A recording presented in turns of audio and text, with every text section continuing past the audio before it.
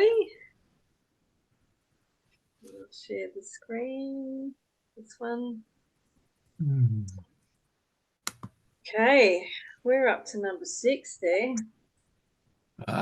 Okay. So before we start, Melissa, do you know much about the Course in Miracles, or is this your first exposure to it? This is my first exposure to it. Okay, let me just give a little backstory, just a little bit for you, because the Course was a channeled work. It came through a Jewish atheist psychiatrist and an individual who was the coordinator of a psychiatric hospital back east. They both went into deep prayer and was saying, we have to find a better way. We have to find a better way. And the woman who channeled it actually started waking up in the middle of the night with automatic writing that she couldn't stop. And she eventually went to her supervisor, who was a man by the name of Bill Thetford, and said, I can't stop this automatic writing. I don't even believe what I'm writing. I'm just continuing to write and I can't stop. And he asked to see what she was writing, and she shared it with him. And it was so profound because he was a mentor of mine, Bill Thetford. He said that it was so profound that he just encouraged her, you have to complete it. And about 3 years later, a book about that thick in 10-point font, The Course in Miracles was done. And when you read through it, it actually says, I have come to clear the distortions in my teachings. So it comes in as the Christ consciousness, but it is literally the antithesis of the judgmental, condemning, rule-bound Christianity that is currently out there on the airwaves. This is a set of teachings that once we get into it and you read it, what my first exposure to it was, when I got done with my first night, I said, oh my God, if Christ was alive, this is exactly what he would sound like. This is exactly would be what his teachings would be. So it is, in my opinion, it's a universal teaching of love, forgiveness, connection, honoring the Creator through how we treat one another. It's just the most beautiful and gentle way of being able to practice, I think, what the true heart of Christianity is. So I want to just explain that to you because it has a lot of Christian terminology. But rather than go, oh my God, that sounds like they'll talk about the Holy Spirit, they'll talk about the atonement, but it all has a very different meaning than what we've been taught in our churches. So just be a little patient as you get exposed to some of the nomenclature, because all through it, you'll find that it really does have radically different meaning. And it's so congruent, and it's always based in love and connection to the divine. So I just wanted to state that for you, so you didn't have to weave through it too much. Right. Thank you. I appreciate it. Yeah, no worries. V, which one are we starting on? Number 6. Okay. Who wants to go first? Jane, welcome. I'll go ahead and start. All right. God offers only mercy. Your words should reflect only mercy, because that is what you have received, and that is what you should give. Justice is a temporary expedient or an attempt to teach you the meaning of mercy. It is judgmental only because you are capable of injustice. Okay, does anyone want to elaborate on that, or does anyone have questions on that?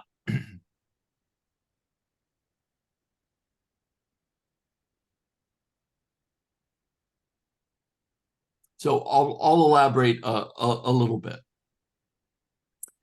Justice, in the word within itself, presupposes, like if you go, I'm going to seek justice, that presupposes that there is injustice. It's sort of this, in classical linguistics, there's always an inference to opposites, like good and bad, black and white, right and wrong. So linguistically, when you talk about justice, to have created the word justice has to presuppose that it has an opposite.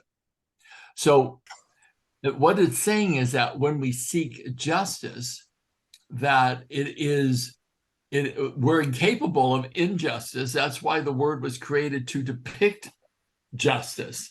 And in the Hopi language, there is no word for lie. In many of the Native American words, there is no word for lie. So because they did not understand that to not tell the truth was like they weren't capable of that. Why wouldn't you tell the truth? But there is no word. If there's no word, it doesn't exist.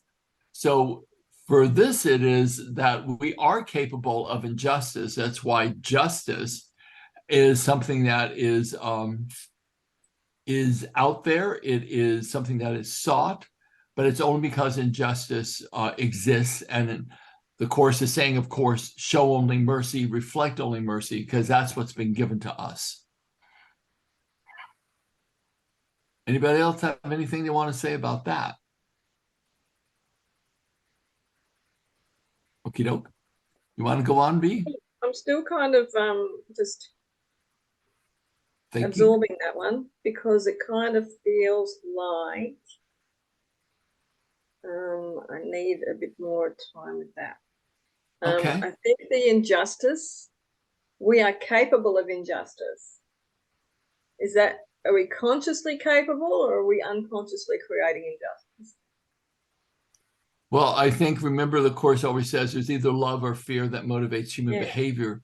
So if we have fear, we're capable of injustice, for sure. Okay, good. Will I do the next one? Yeah, why don't you go ahead? I have spoken of different symptoms, and at that level there is almost endless variation.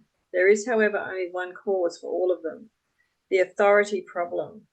This is the root of all evil. Every symptom the ego makes involves a contradiction in terms, because the mind is split between the ego and the Holy Spirit. So whatever the ego makes is incomplete and contradictory. This untenable position is the result of the authority problem, which, because it accepts the one inconceivable thought as its premise, can produce only ideas that are inconceivable. So, Melissa, you're going to find that the Course speaks very convolutedly, but it's always the same meaning behind it. And it's meant to help each personality sort of unravel their own ego. So the same truth is going to be spoken throughout it, but it's going to be talked about in a variety of different ways because so many people will interpret it differently. So it's meant to say the same truth over and over and over again, but it'll say it in multiple ways. V, do you want to see if you can pull that apart, or does anyone have any comments about this one? I'll give it my best go. We always look at it, Melissa, and try to go like, how do we figure this one out and make it like how we all understand it? I haven't heard of the authority problem before. No, I know that's a new term to me as well. So do you have the means of actually looking that up, V? Or maybe I can look it up. I can have a look.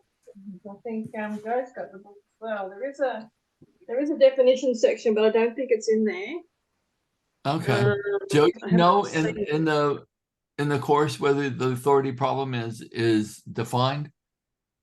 Where would I find it at? Oh, I don't know. Clarification of terms is it's in the last probably 10% of the book. Oh, wait. If you look at the next line or the next paragraph, it goes, the issue of authority is really a question of authorship. When you have an authority problem, it is always because you believe you are the author of yourself and project your delusion onto others. So I think the authority problem, it gets answered in number 8, because that makes total sense. Sometimes we make this hard for ourselves, and we're going, oh, just get stuck on this one thing, and then we read it, and then it's fixed. Yeah, like the Read the next next paragraph. Yeah, the next one will have it.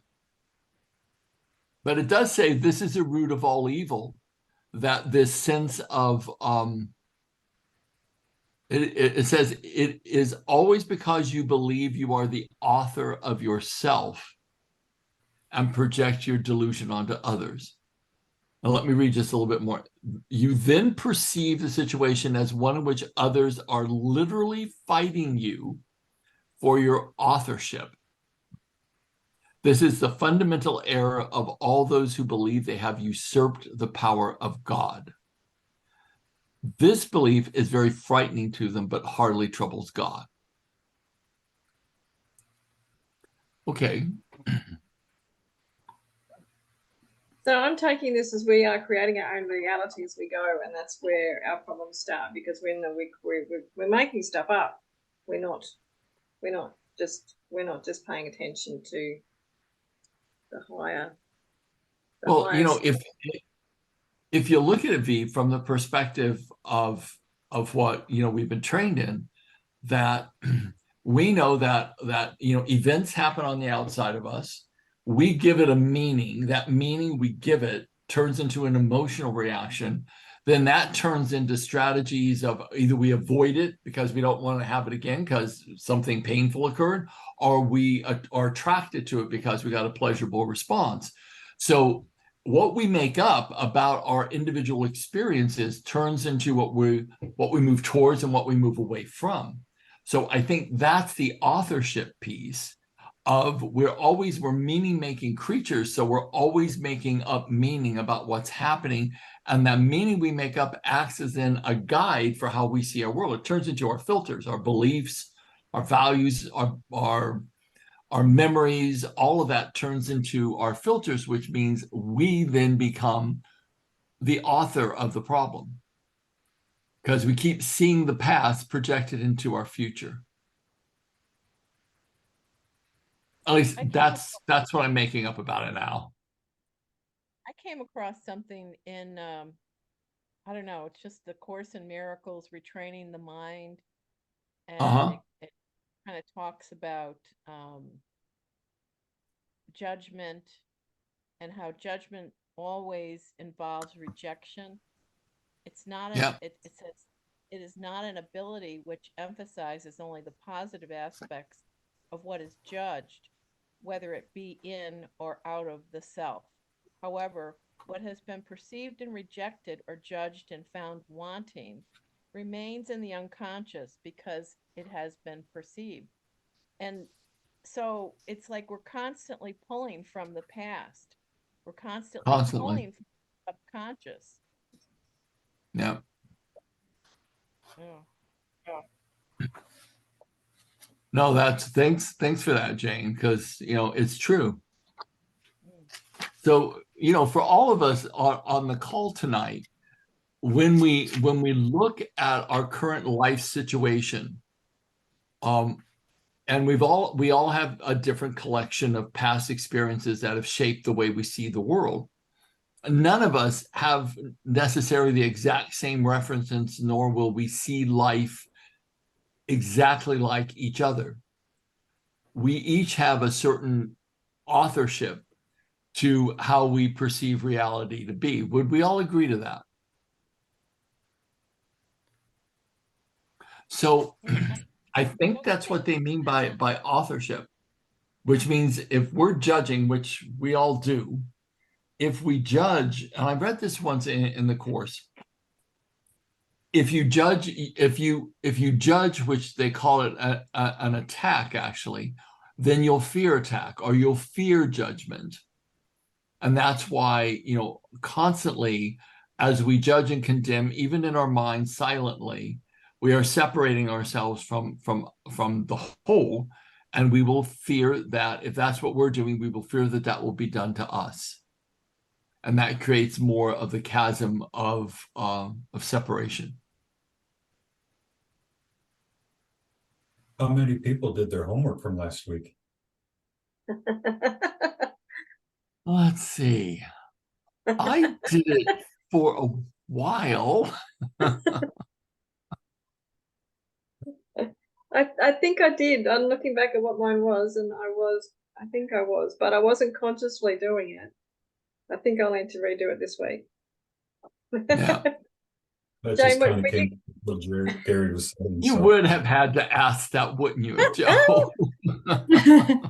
you were Jane, talking, it ignited some memories. Like, throw I it out there. know.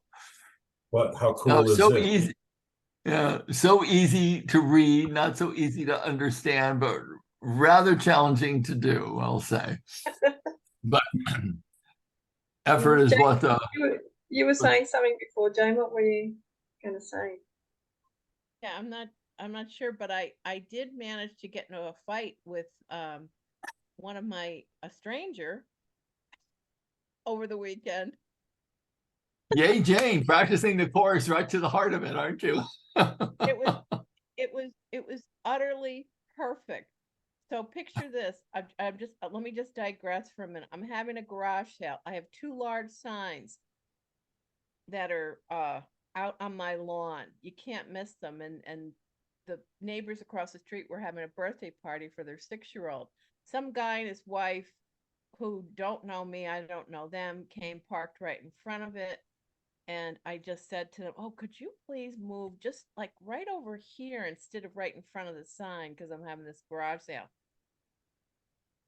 No, no, I'm not gonna move. He's like, he's like, this is a free country and this is a public road. And to if you want to call the sheriff's office, go right ahead.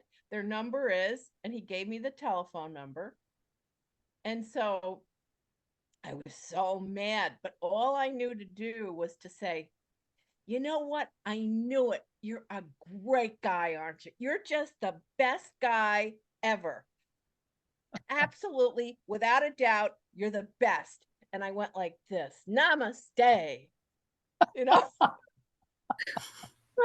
And then I went and sat and thought about the thumbtacks that I had in my kitchen that I could go put on the fire. You know? But I didn't. But I didn't. So. I can just hear your tonality of voice, Jane. I would have just busted out the paint and made the garage sale sign on his front and back windows. Joe, you little devil, you. Free road. You've got access to water. Go wash your car. Somehow, I don't think I'd go over real big. Oh boy. But I love this one in the middle line says, every symptom the ego makes involves a contradiction because the mind is split between the ego and the Holy Spirit. So whatever the ego makes is incomplete and contradictory. Can anyone give an example of that? Yes, what I just said. When I was sitting there, I said to myself, "Why can't I find peace? I'm looking for peace, but I'm so revved up, I can't find peace. Can it find me? Please. I want you to enter me. I'm asking you, please." Because I at least knew that my ego wanted to take possession of a situation. It had no right doing it. It had not. Stop. What are you doing? But I couldn't. The hold on it was so great. And then after about 2 hours, it came rushing in. And I said, "All is well. All is well."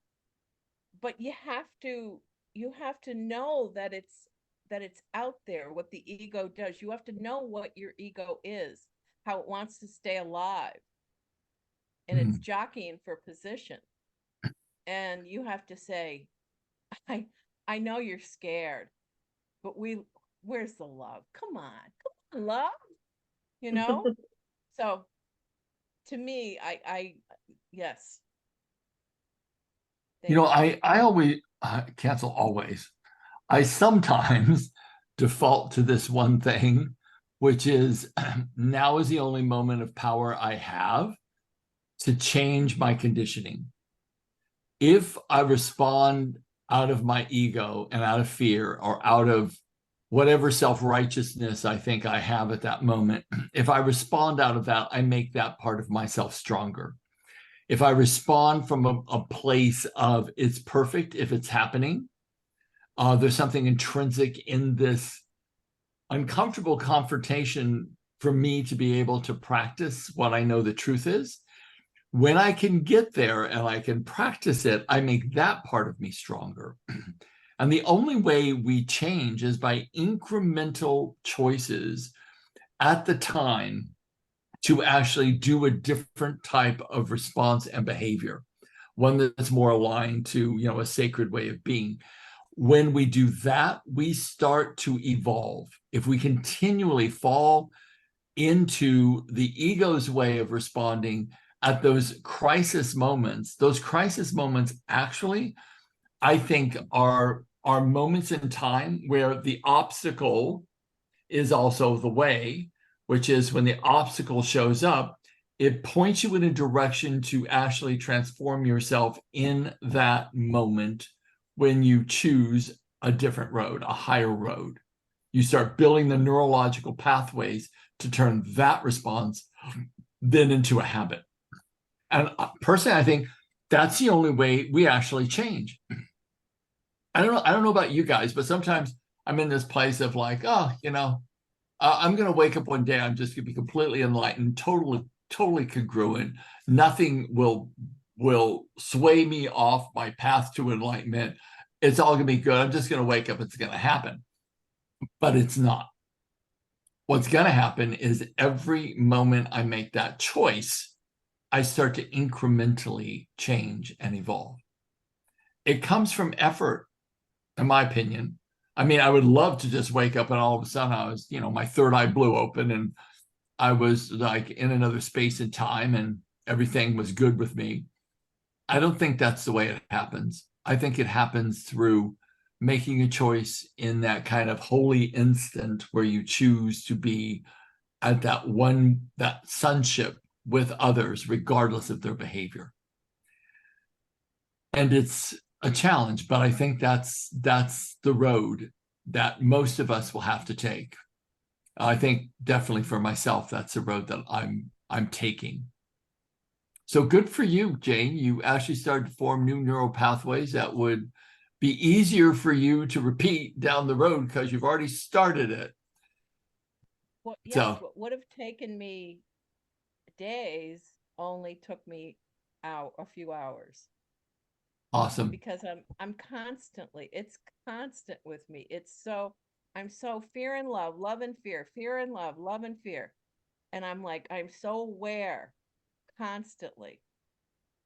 It's, you know, and I love it. I love it because it's like that's all there is. And then the Course in Miracles says, well, not even fear is real. Right. It's an idea of separation by the ego. That's all it is. That's all it is. It's the So, idea of being separate from God and the idea of being separate from everybody else.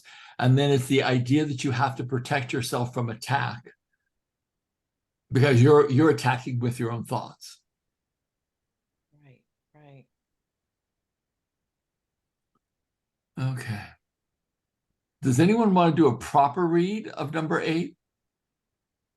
Jane, I'm looking at you since you had that breakthrough. Sure. Okay. Let me making my screen a little bit bigger. Okay. The issue of authority is really a question of authority. When you Authorship. have an authority problem, it is always because you believe you are the author of yourself and project your delusion onto others. You then perceive the situation as one in which others are literally fighting you for your authorship. Authorship. This is the fundamental error of all those who believe they have usurped the power of God. This belief is very frightening to them, but hardly troubles God. He is, however, eager to undo it, not to punish his children, but only because he knows that it makes them unhappy. God's creations are given their true authorship. But you prefer to be anonymous when you choose to separate yourself from your author. Being uncertain of your true authorship, you believe that your creation was anonymous. This leaves you in a position where it sounds meaningful to believe that you created yourself. The dispute over authorship has left such uncertainty in your mind that it may even doubt whether you really exist at all. Wow.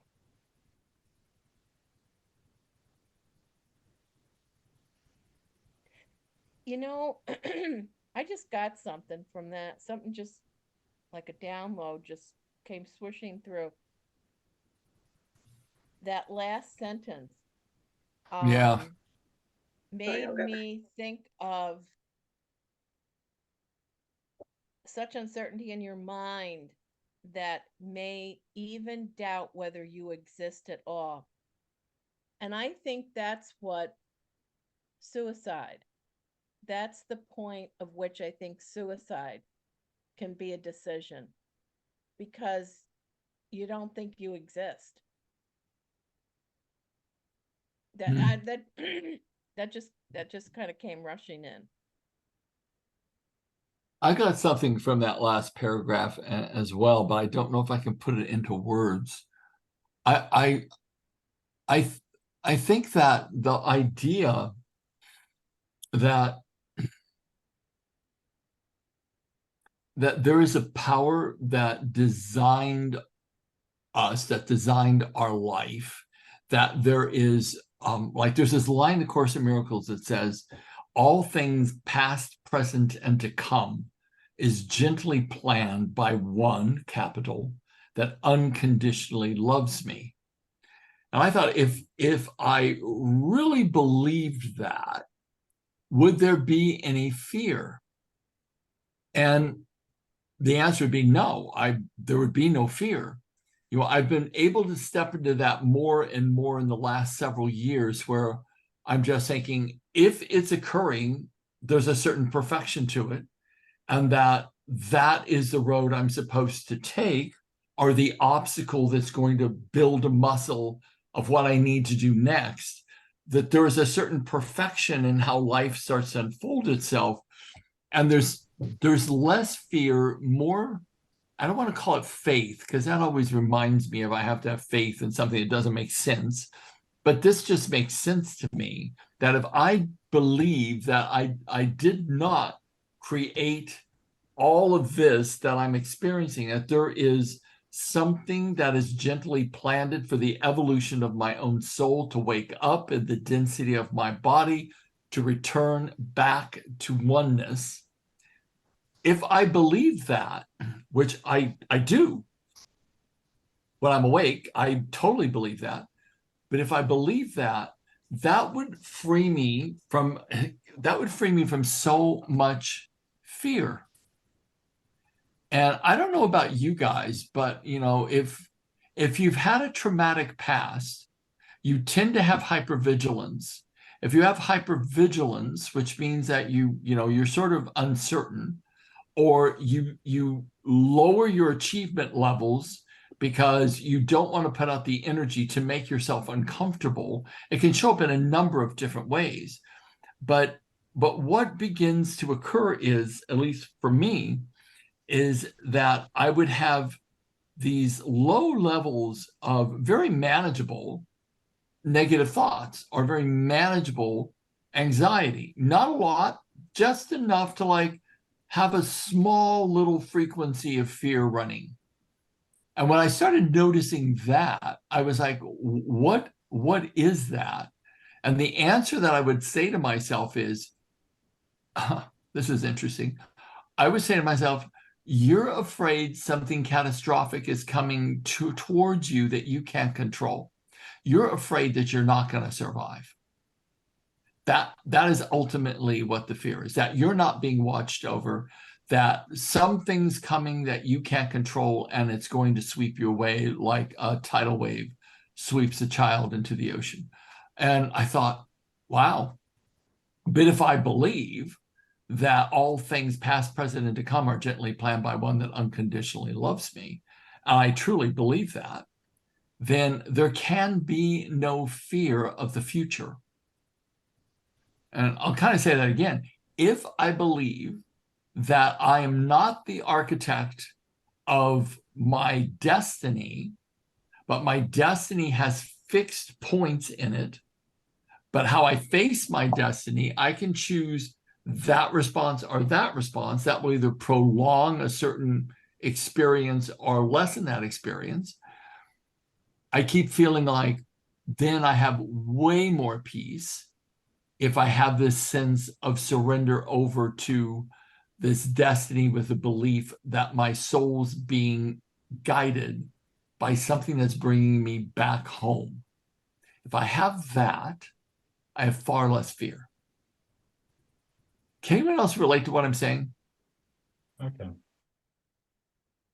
So, everything that this is speaking about tonight, God offers only mercy. Your words should reflect only mercy, because that is what you have received and that is what you should give. That, to me, that one line is so meaningful, because the truth of it is, I think we're here to be reflections of that divine power. I think that we're here to be, I've said this before, and it sounds a little, like, ooh, rainbows and unicorns, but I think we're here to be the angels that we've come here to evolve into, to be an example of what the true teachings are of every mystic that's ever lived. This is not just, Christianity. This is every mystic that's ever lived, from Muhammad to Shiva to Buddha. Every great master that have ever walked the planet has the exact same message. This is not new, but it's about how we demonstrate that in the world through the temple of our relationships. And when we do that, I think we come closer and closer and closer and closer to what the truth really is. And then when we do that, I think we experience more of that grace that's constantly flowing to us. But generally our cups are upside down because our attention is focused outward.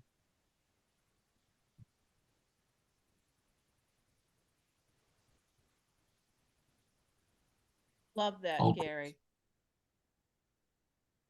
Well, that's what I'm thinking. It's like, I want to be able to leave my body in a world of peace, and having done really good things for people while I'm here, and stop being afraid of the future.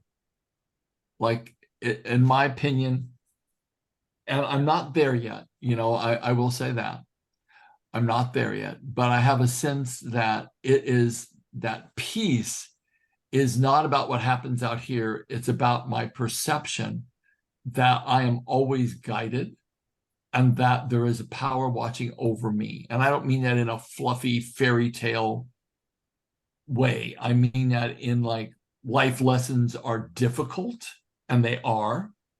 People can be difficult and terribly annoying. And if I can see it differently, then that is one obstacle that I overcome. I don't know why, but because I think sometimes difficult experiences come to you, so you have the opportunity to overcome them. Stop judging them, stop condemning them, stop pretending like they're the culprit, and start looking at it as that's a call for love. That brought And up I'm your not there yet. situation at the pool. Say again, Joey? That brought up your situation at the pool. The That's exactly right. lovely lady and her rambunctious children. Yes, her loving little angels. Yes, as soon as you were able to see that differently, it disappeared on you. And that is the gospel truth. They have never, ever come back to the pool ever since. When I started feeling love and appreciation towards them, they disappeared. I'm like, what the hell? I want to complain some more. But they stopped showing up as soon as I stopped judging them. It was the weirdest thing.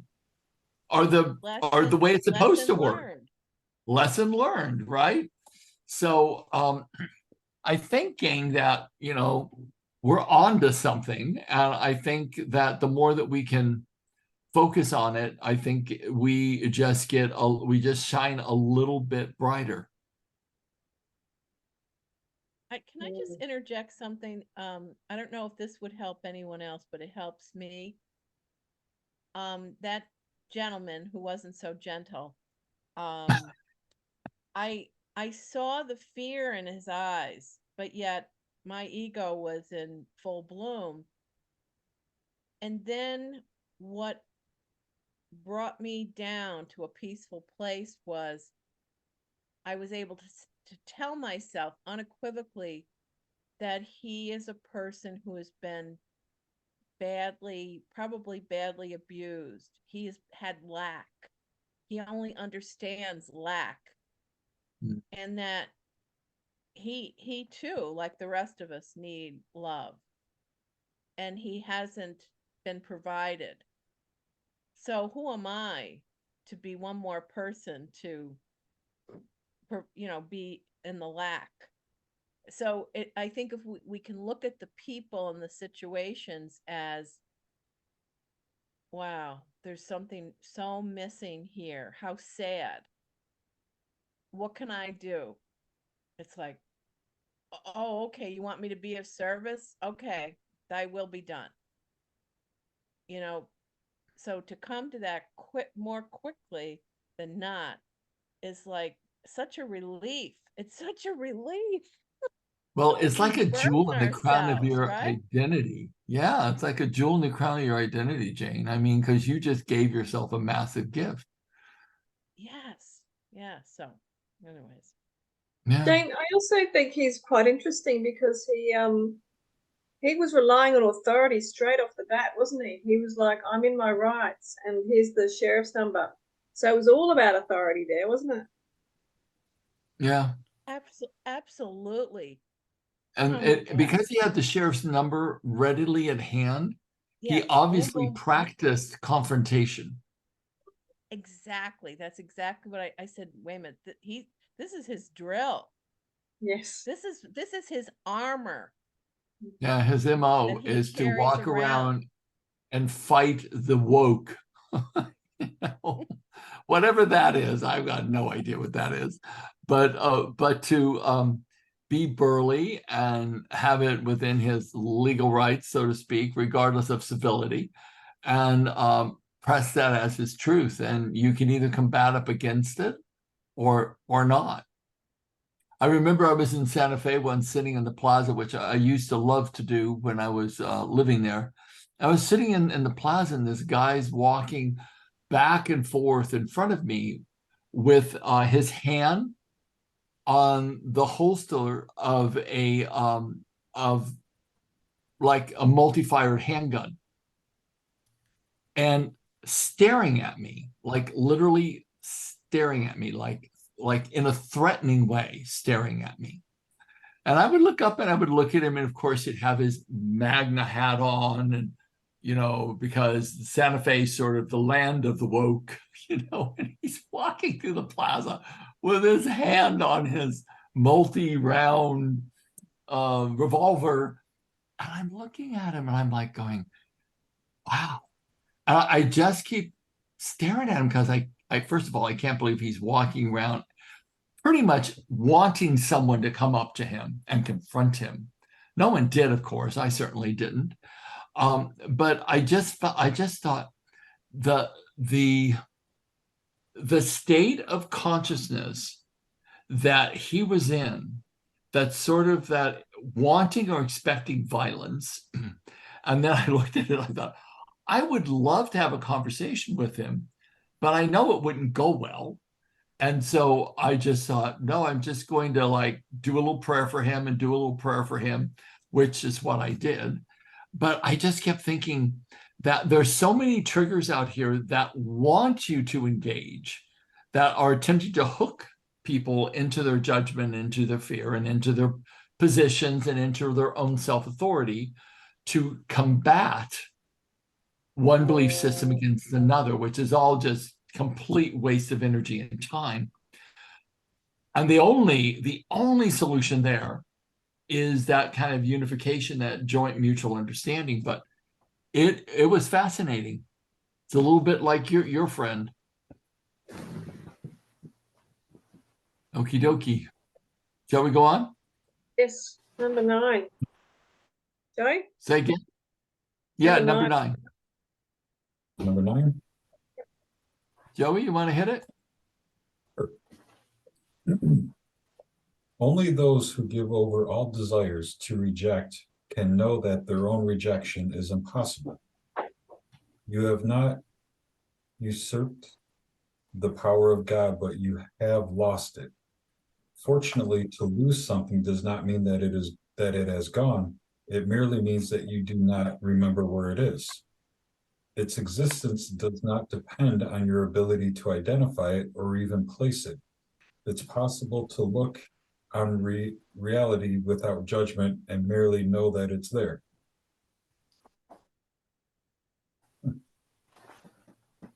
I like that last one. I have an image of lost keys. You may have lost them, but that doesn't mean they're gone. That's true. I love that. Let's start yelling out to the 4th dimension, please bring my keys back.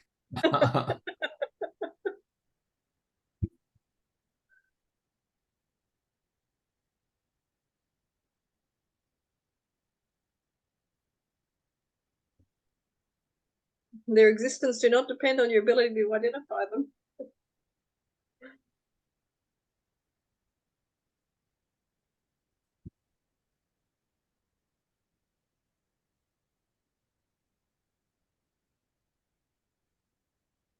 That last line is really powerful when it says, it is possible to look on reality without judgment and merely know that it is there. That I've not ever heard that before in the course. What hit me with it, Gary, is what I've been talking about for a while now. We're just looking at everything as an experience. I know there's good things happening. I know there's bad things happening. But are they really good or are they really bad? That moment, they may feel like it, but all in all, it's an experience in the reality before you. You know, another way that I can see to look at it is that we're walking through this matrix where there are the results of multiple different thought forms, collective thought forms that oftentimes manifest as not so nice things. But as you walk through it, if it's not your creation, then whether it is or whether it isn't, it actually really can't harm or touch the essence of you. I remember once when reading the chapter on the crucifixion, that we'll come to at some point, is the Christ said that the true meaning of the crucifixion is not that anyone died for your sin, because there is no sin. He said sin is just missing the mark. What the true meaning of the crucifixion is that you're not your body.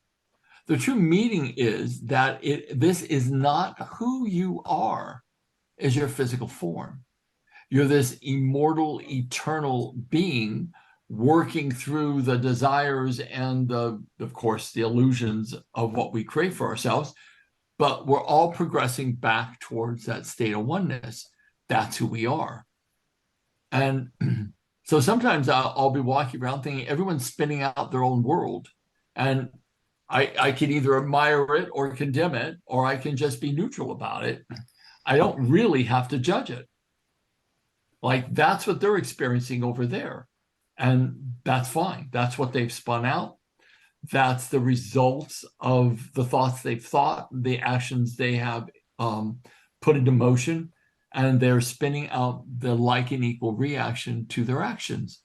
Just like that infinite law of karma, the infinite law of reciprocity, all actions bear a like and equal reaction, and everyone is experiencing that same thing in their own individual manner.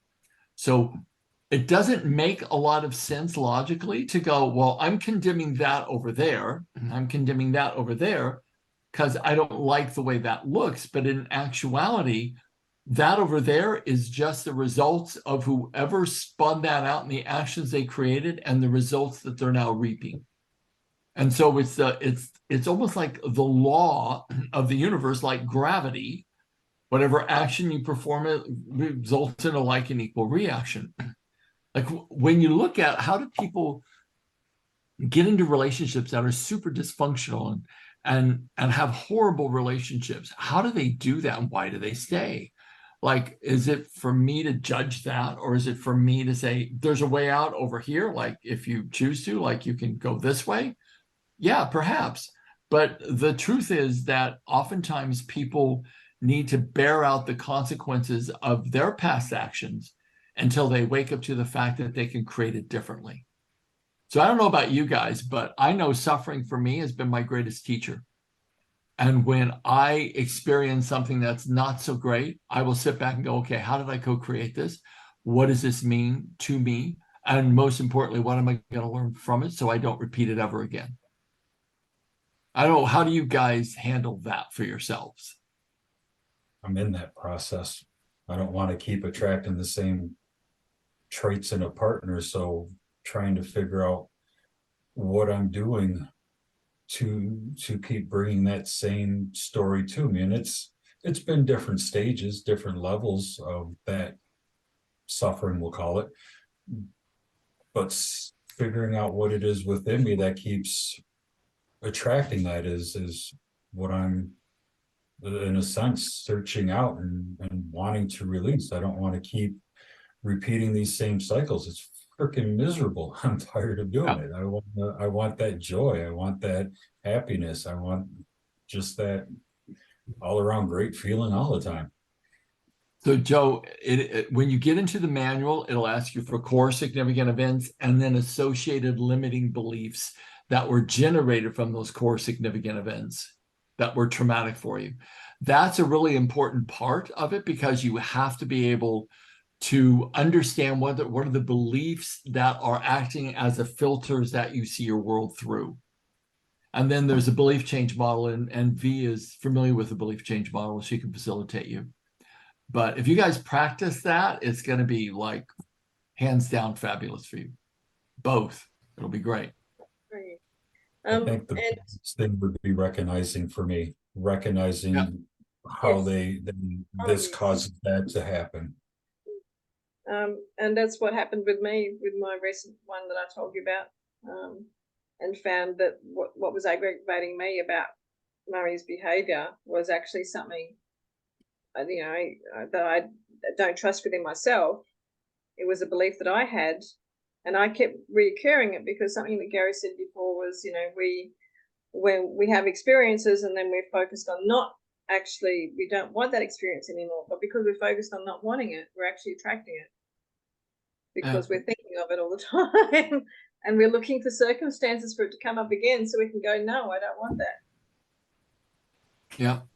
This is going to sound really awful, but I'm going to say it anyways. When I listen to a lot of my Christian brother and sisters who are around me a lot in Arkansas, and they spend a lot of time talking about the devil, I'm just sitting back going, huh. It's like you spend more time talking about the devil than you do about the love of Christ. It's like, I'm kind of not getting it, because whatever you're focused on, you make stronger. It's like, are you actually worshiping the devil, or are you worshiping this thing that you're calling Satan? Are you worshiping the love of Christ? It's like, Which one? Where is your mind more focused? Because wherever you're focused, that's a temple at which you're praying. The focus of your mind is your prayer. And so we have it a lot of times asked backwards. You know, it has to be about that connection. We have to be able to train ourselves to look at other people that we've judged or condemned and say, you know, spark of the divine, you know, adaptation to the loss of love. And that's why their behaviors are what they are. And stop judging it and stop condemning it and get to neutrality about it. And then we free ourselves. We're almost at 8 o'clock straight up by my clock. Are we almost there? Yeah. By the time we get through our little words, we'll be there, I think. Yeah. Where are we ending? So we will be starting on number 10 next week. On number 10? Yeah. Okay.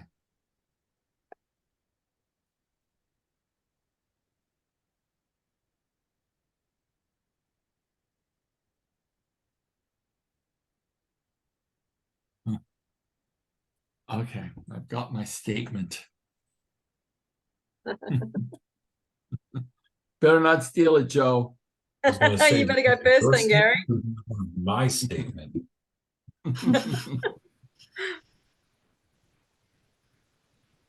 It's beautiful if you both have the same statement because it means you're on the same plane.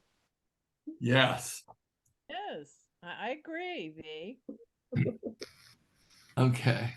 I'll go first.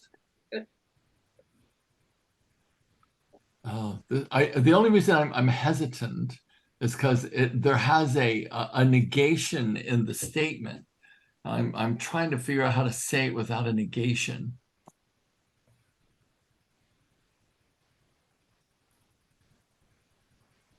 Okay. I'll just say it the way I've written it. I have not usurped the power of God, but I have accepted the power of God.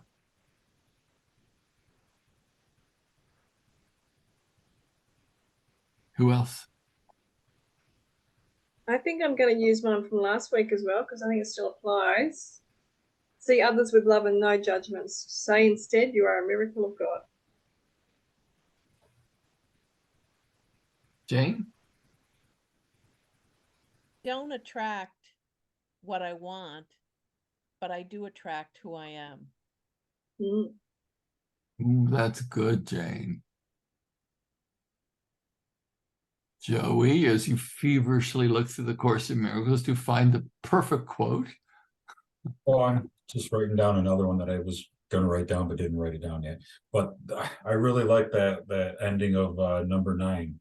It is possible to look onto reality, or excuse me, it is possible to look on reality without judgment and merely know that it is there. Okay. Melissa, you're welcome to give a word if you choose or not if you choose. It doesn't matter. Okay, no worries. So this is what we do every Tuesday night. We sit around and we do our best to understand the Course and to help each other kind of talk it through when we get confused on a sentence and see if we can share our experiences doing our best to live these principles. And we've grown into a very nice, very small community, but I just love you guys. And I'm just so glad that we rock up every Tuesday night and do this. It helps me. So Melissa, thank you. You're always welcome to come and participate at whatever level you desire to. And you're always welcome. Thank you. Absolutely. You're very welcome. Come again. Thank you for making it. Okay, gang. So God bless you all. And we will see you next Tuesday night. So take care. Cause trouble. Don't let anybody know you did it. And we'll see you on Tuesday night. Okay. See you Bye, guys. everybody. Bye. Tutor. Bye.